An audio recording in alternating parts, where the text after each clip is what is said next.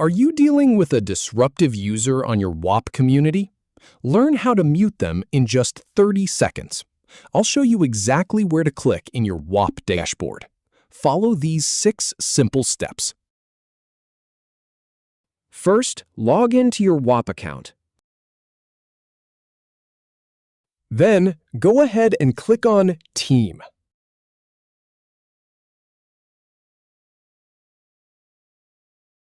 Next, click on the member you want to mute.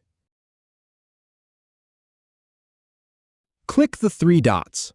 Now, click on Mute from the menu. Click on Mute again to confirm the action. And that's it! The user has been muted successfully. If you have any feedback, or if any info is inaccurate, please leave a comment below. We'll do our best to answer or redo the video if needed. Thanks for watching.